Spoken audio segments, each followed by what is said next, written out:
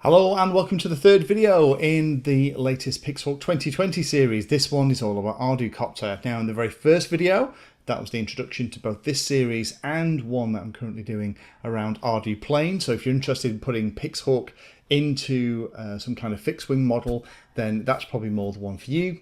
Last time in this series, we flashed the PixHawk with the basic setup.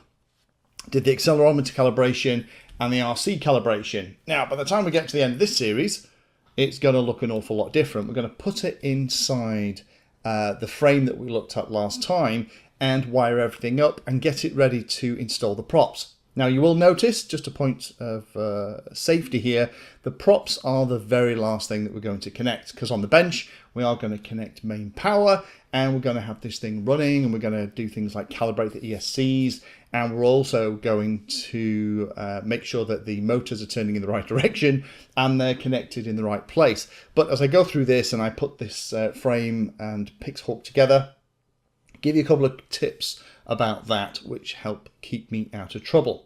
Again, everything that I'm covering in this entire series is covered in the ArduCopter wiki. So I would recommend, if this is something you're going to have a crack at, go and have a look in there. Everything is talked about, every step that I'm going through is covered in detail with a lot of additional information as well. The idea with this is these first 4 or 5 videos in the series will give you the basic understanding and get you in the air, and then there'll be like a 4 or 5 intermediate and 4 or 5 in advanced that will kind of give you quite a wide scope of what this system is capable of. And again, even if you're not building this particular quadcopter, it doesn't really matter. Even if you're not using exactly the same orange cube as I have here, it doesn't really matter. The process is exactly the same. So let's get into putting the PixHawk in this frame. This video and series has been made with the kind help and support of 3DXR. 3DXR.co.uk are based here in the UK up in the northeast of England. And for me, they're the go-to place for anything that's PixHawk, Mission Planner or ArduPilot related.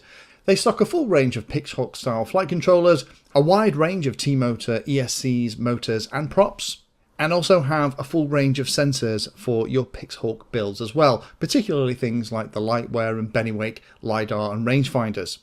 In addition to all the PixHawk technology for both multirotors and fixed wing, they also stock a full range of radio gear from people like FreeSky and others, and also stock a wide range of FPV equipment.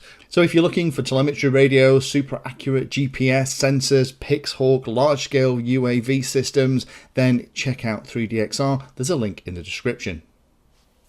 Now, the way the frame is put together will depend on the frame you have. On this frame I'm using here, it has these big arms that are beautifully teardrop shaped for aerodynamics, and the way it works is that you need to connect your motor to the arm and connect your motor to ESC. I would personally recommend using bullet connectors. That just allows you to easily reverse the motors later on. These are Hobbywing 20 amp ESCs. These aren't anything particularly special, but they're matched very nicely for the motors. So these will just slide in through the arms. I've also put some protective tape on both ends just to stop the wires rubbing as the vibration happens as this thing is flying about. The big tip I'll give you here is whenever you're making up the arms for whatever model you are putting together, I would note on the little connector which motor number it is. Now this is motor number 1, it's going to go in position 1. That detail is in the ArduPilot documentation. I also mark which is the negative side and put a dot on the top so I can easily spot which is motor 1, 2, 3, 4. So now we've got that last arm set up, I can install it into position. So the orange on this particular model denotes the front bits, so I would make sure you install those at the front. It gives a nice visual indicator when you're flying of which is the front part of the craft. Now in the center of this frame, there is the power distribution board, which I've mounted as well. That is connected at the bottom, plugged into the power module that's going to power everything, and the battery is going to plug into that. And then each of the ESCs are actually soldered onto that power distribution board. And all I need to do now is, with the last one, is to solder these 2 power wires. I have also soldered up the 5 volt and 12 volt outputs on the power distribution board, and you'll see what I'm going to use them for in a minute. Again, I'd recommend writing on what they are. It just stops all the messing about in a minute, because we're going to put the top deck on now and actually install the PixHawk. So let me very quickly solder those last two wires into position and put the top deck on, and then it's time to actually put the PixHawk on your frame. So the big moment has arrived. The frame is together. You can see it's all neatly nipped up. The orange pieces at the front. So the front of the model is actually facing away from us. So we need to match the arrow on the cube to the front of the model, put it exactly perpendicular to that, and use the sticky pads that come with it to pop it into place. Make sure it's completely level, line it up and give it a good firm push to make sure that those pads make great contact. First job is going to be plug in the 5-volt supply from the power distribution board.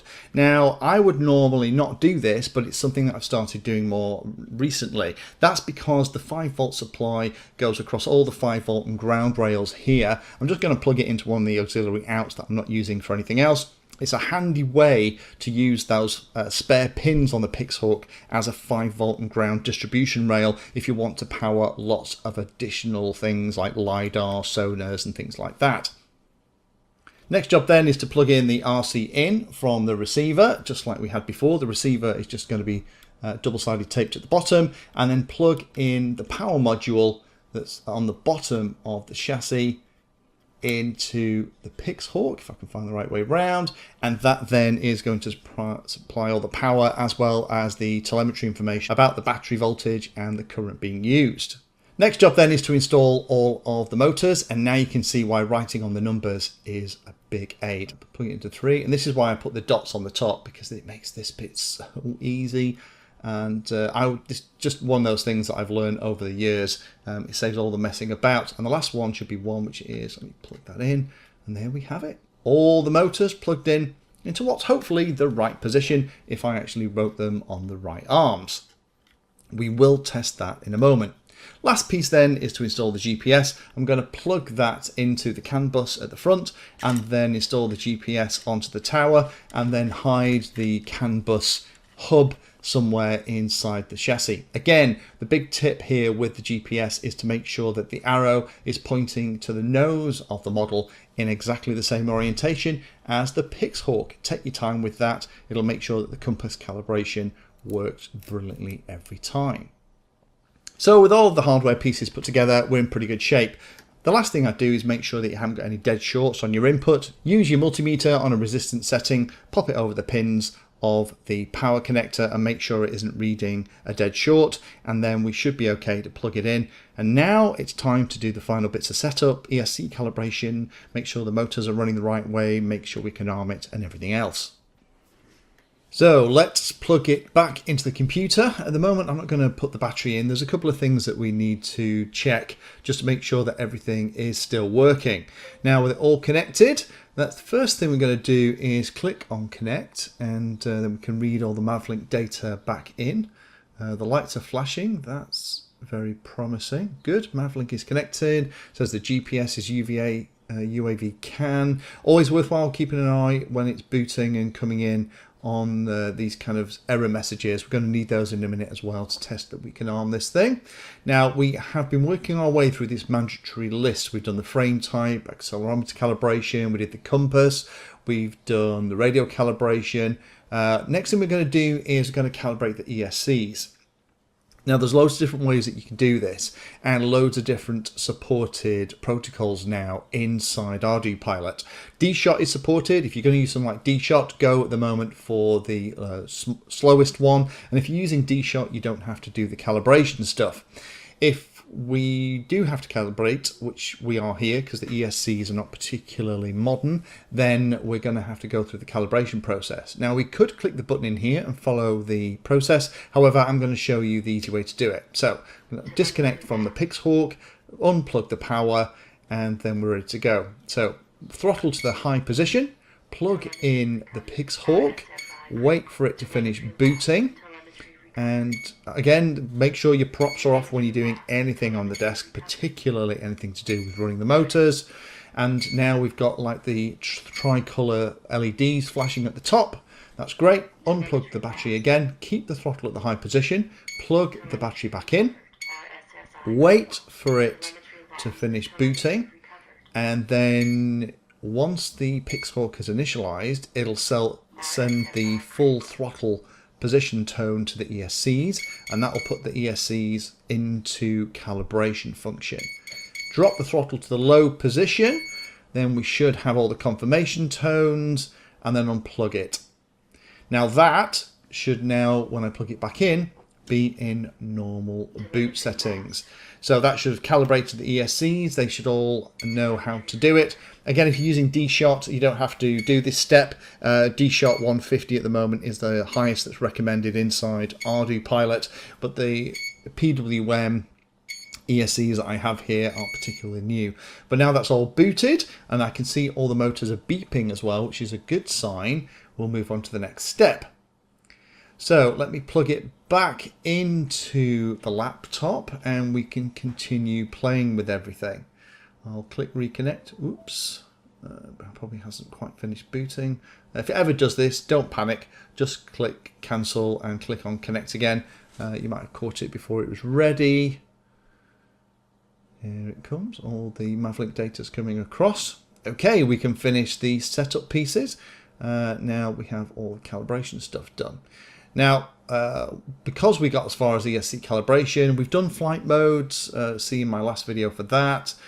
We can set up the failsafe. I would set the failsafe for return to home. This by default is set for a 3S battery. I'm probably going to fly this from 4S, which will mean that I'll have to change the minimum voltage before it comes home.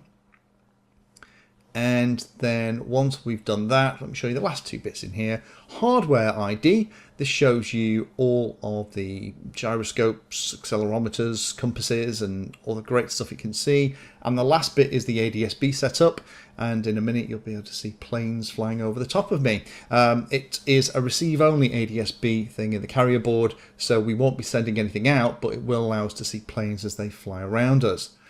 Next thing I'll do then is let's try and arm it. So rudder to the bottom right position, we have an error. And this is quite common, so don't panic about when you get to this. The trick is always to have it connected to the laptop like this via a USB cable and look at what it says here when the error message. Now we've got a failsafe throttle value error message, and that means that my throttle is probably below the level at which the ArduCopter thinks it's safe.